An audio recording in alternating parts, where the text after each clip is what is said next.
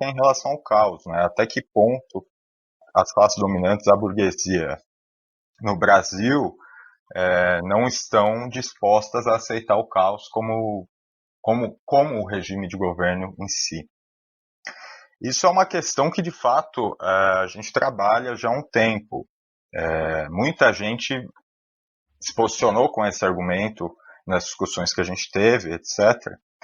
Só que a gente sempre, justamente pelos militares serem tão robesianos, a gente sempre se volta de novo para essa questão do Hobbes, né?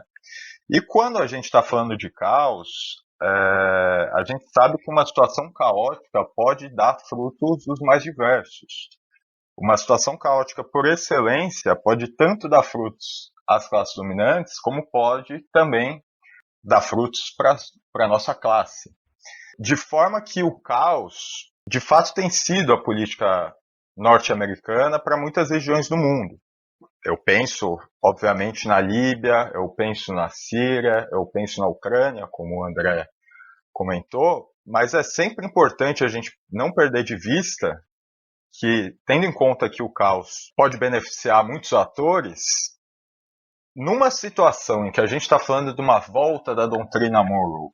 A doutrina Monroe foi aquela doutrina formulada pelo presidente norte-americano James Monroe em 1823, que depois foi aplicada pelo presidente Roosevelt, que fez o famoso corolário Roosevelt, e que ela diz basicamente que numa situação em que as potências europeias estavam tentando voltar a dominar a América Latina, isso não poderia ser aceito pelos Estados Unidos, porque tudo que estava para o ocidente dos Estados Unidos, né, era um território dos Estados Unidos, era um território, um protetorado norte-americano, e que, portanto, tinha que impedir a retomada dos projetos coloniais europeus, porque era uma questão estratégica de segurança nacional para os Estados Unidos. Tendo isso em conta, a gente pensa, por exemplo, sempre que a gente escreve um livro, a gente continua produzindo na ópera um pouco levando o livro em conta. E a gente está trabalhando agora, eu estou trabalhando agora num texto sobre a Bolívia, em que eu retomo um autor que hoje é esquecido, absolutamente esquecido, mas que teve uma importância muito grande em toda a América Latina e teve uma importância muito grande no Brasil, em especial no regime militar do Brasil, que é o Mário Travassos. E o Mário Travassos, ele faz o seguinte, ele fala, bom, lá na Rússia, a gente tem uma Heartland, a gente tem uma região que é primordial para obter o controle da geopolítica global. No entanto, o Travassos ele vai tentar mapear uma Heartland aqui no nosso continente. E o Travassos coloca que essa Heartland depende do altiplano boliviano, depende do Paraguai e depende do Brasil. São pontos fundamentais para quem quer estabelecer um controle geopolítico da região. Tendo isso em vista, os Estados Unidos não podem brincar aqui como eles brincaram na Síria, por exemplo. Não podem brincar aqui como eles brincaram na Ucrânia. E mesmo nesses países, mesmo na Síria, na Ucrânia, na Líbia, é importante a gente lembrar que mesmo nas situações mais caóticas, os norte-americanos tiveram seus atores preferenciais. Quais vão ser os atores preferenciais dos norte-americanos aqui? Nós pensamos que vão ser os militares, porque são os militares que são a última fronteira do poder político e do poder militar.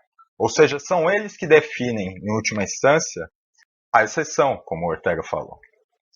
Tendo isso em vista, a gente já está tendo, na América Latina, uma série de eventos que são indicativos de que o poder militar pode retornar, que a Carta do Coturno pode não ser uma carta só brasileira, mas uma carta continental.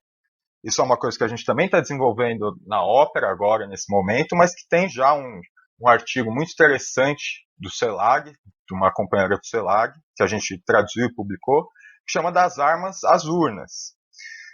E no Paraguai, por exemplo, a gente já tem uma situação em que o presidente não só é um militar, mas é também filho de um consultor muito próximo do regime Stroessner, que foi o regime militar no Paraguai.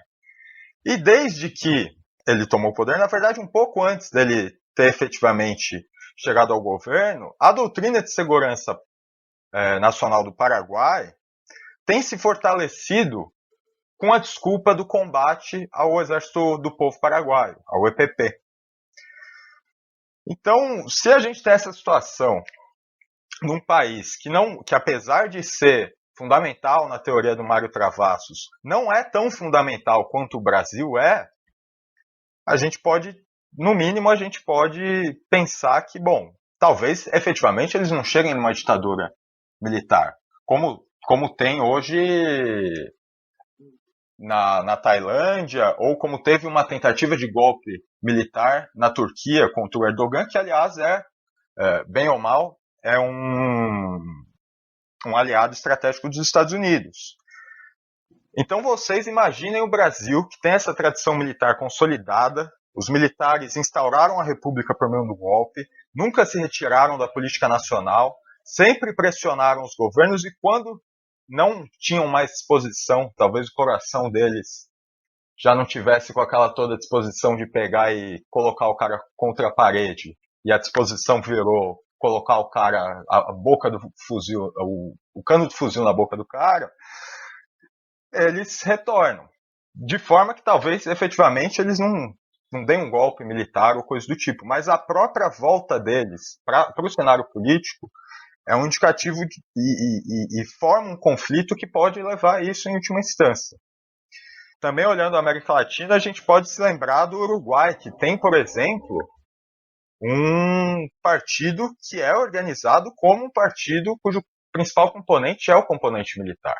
E isso a gente vê se repetindo na América Latina inteira, com algumas, enfim, com alterações, com variáveis, mas a gente vê em muitos países da América Latina. A gente vê no Paraguai, a gente vê no Uruguai, a gente vê na Bolívia, que vai estar numa situação complicada com essas eleições, de forma que eu acho que a burguesia nacional não tendo força, por não ser nacional, ela, se os Estados Unidos escrever a carta, ela assina embaixo.